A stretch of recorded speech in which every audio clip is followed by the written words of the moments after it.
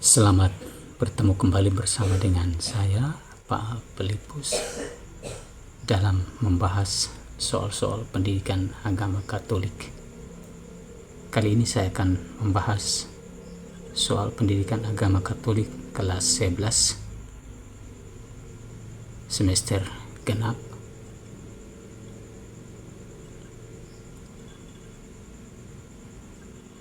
Dan ada 3 materi yang akan saya bahaskan soalnya buat kita, yakni materi tentang hubungan gereja dan dunia, materi tentang ajaran sosial gereja, dan materi tentang hak asasi manusia dalam terang kitab suci. Oke, kita mulai dengan pertanyaan yang pertama. Jelaskan apa tujuan Paus Fransiskus menyampaikan ensiklik Fratelli Tutti. Jelaskan apa tujuan Paus Fransiskus menyampaikan ensiklik Fratelli Tutti. Paus Fransiskus menggambarkan ensiklik Fratelli Tutti itu sebagai ensiklik sosial yang bertujuan untuk mempromosikan aspirasi universal menuju persaudaraan dan persahabatan sosial. Saya ulangi, Paus Fransiskus menggambarkan ensiklik Fratelli Tutti itu sebagai ensiklik sosial yang bertujuan untuk mempromosikan aspirasi universal menuju persaudaraan dan persahabatan sosial. Nomor 2. Jelaskan apa yang menjadi penekanan utama dalam ensiklik Fratelli Tutti. Apa yang menjadi penekanan utama dalam ensiklik Fratelli Tutti? Yang menjadi penekanan utama dalam ensiklik Fratelli Tutti adalah bahwa kita semua adalah bagian dari sebuah keluarga manusia, anak dari satu pencipta, berada dalam perahu yang sama.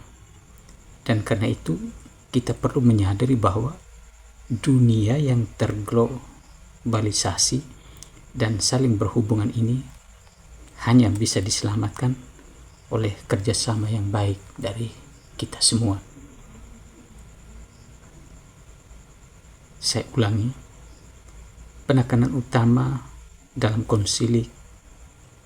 ensiklik Fratelli Tutti adalah bahwa kita semua adalah bagian dari sebuah keluarga manusia, anak dari satu pencipta, berada dalam perahu yang sama, dan karena itu kita perlu menyadari bahwa dunia yang terglobalisasi dan saling berhubungan ini hanya bisa diselamatkan oleh kerjasama yang baik dari kita semua.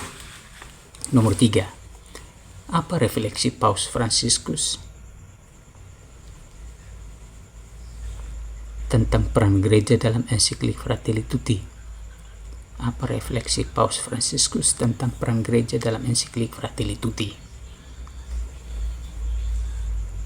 Paus Fransiskus berfokus pada agama untuk melayani persaudaraan di dunia kita. Dan sekali lagi menekankan bahwa kekerasan tidak memiliki dasar dalam keyakinan agama. Peran gereja tidak membatasi misinya pada ranah pribadi. Pemimpin agama sebagai mediator autentik yang mengerahkan diri untuk membangun perdamaian. Agama untuk melayani persaudaraan di dunia kita, dan sekali lagi menekankan bahwa kekerasan tidak memiliki dasar dalam keyakinan agama. Peran gereja tidak membatasi misinya pada ranah pribadi. Pemimpin agama sebagai mediator autentik yang mengerahkan diri untuk membangun perdamaian. Nomor 4, kegembiraan dan harapan, duka dan kecemasan orang-orang zaman sekarang, terutama kaum miskin dan siapa saja yang menderita, merupakan kegembiraan dan harapan, duka dan kecemasan para murid Kristus juga. Jelaskan apa maksud pernyataan ini. Kata-kata ini menunjukkan perhatian dan keprihatinan gereja terhadap dunia. Namun, gereja tidak berhenti pada perhatian dan keprihatinan saja. Gereja harus sungguh-sungguh mewartakan dan memberi kesaksian tentang kabar gembira kepada dunia, sambil belajar dan mengambil banyak nilai-nilai positif yang dimiliki dunia untuk perkembangan diri dan pewartaannya. Nomor 5. Jelaskan secara singkat ensiklik Rerum Novarum. Ensiklik Rerum Novarum atau hal-hal baru ditulis oleh Paus Leo ke-13 pada 15 Mei 1891 tentang kondisi para buruh.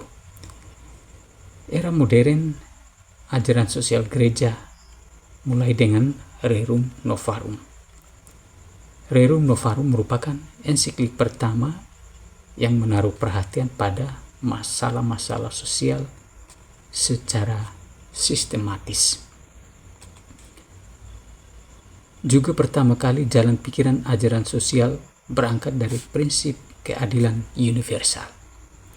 Paus Leo ke-13 telah melihat parahnya kondisi kerja karena eksploitasi oleh kapitalisme tanpa kontrol akibat revolusi industri dan bangkitnya kekuatan sosialisme serta Marxisme.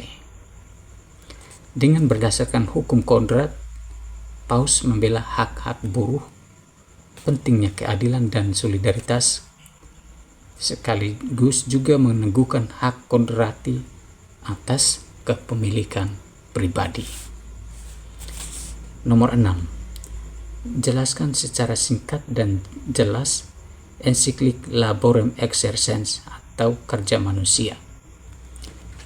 Laborem Exercens atau kerja manusia ditulis oleh Paus Yohanes Paulus II pada 14 September 1981.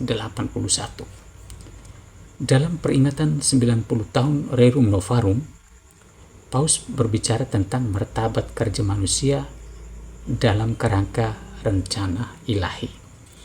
Ensiklik ini mengkritik tajam komunisme dan kapitalisme karena memperlakukan manusia sebagai alat produksi. Manusia berhak kerja sekaligus berhak upah yang adil dan wajar, sekaligus berhak untuk makin hidup secara lebih manusiawi dengan usahanya atau dengan kerjanya. Nomor 7.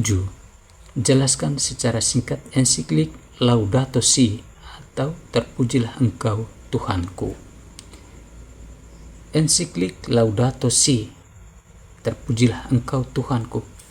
Paus Fransiskus menyampaikan ensiklik Laudato Si tertanggal 24 Mei 2015 dan dipublikasikan secara resmi pada tanggal 18 Juni 2015.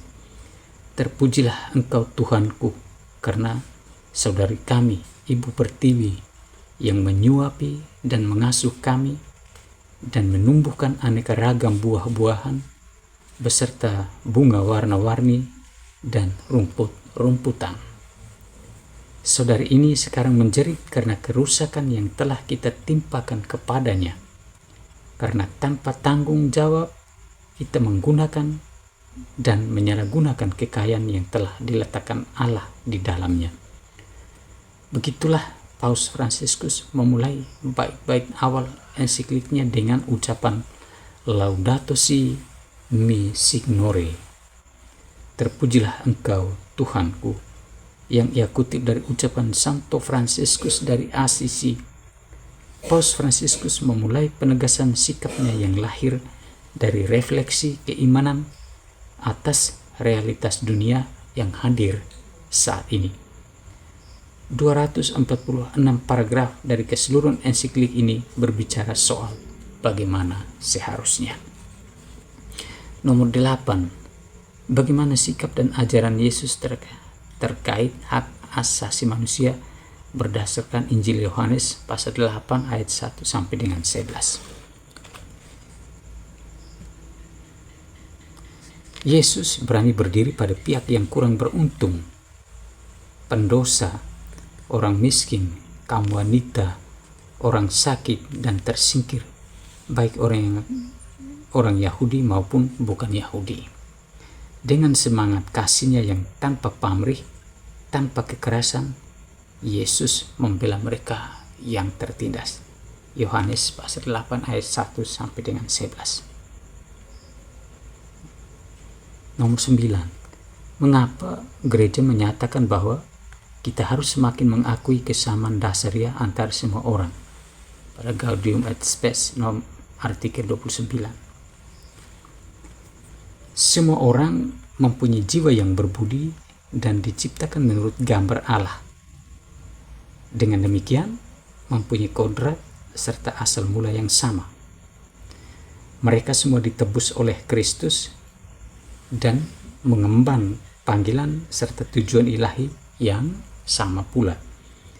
Karena itulah kita harus mengakui kesamaan dasar setiap manusia. Nomor 10. Apa sikap gereja terhadap diskriminasi terhadap pribadi manusia? Dalam Gaudium et Spes nomor artikel 19 ayat 29.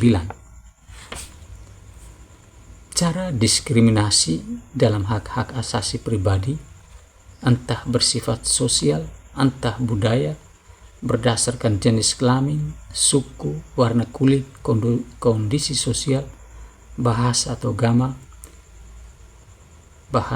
agama, harus diatasi dan disingkirkan karena bertentangan dengan kehendak Allah.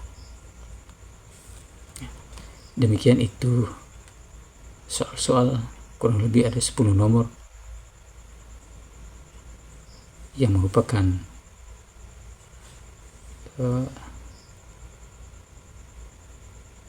tiga materi yang sudah saya sampaikan di awal tadi. Ya, dari 3 materi itu saya mengambil 10 nomor dalam rangka membantu kita untuk mendalami materi-materi ini dengan baik. Terima kasih.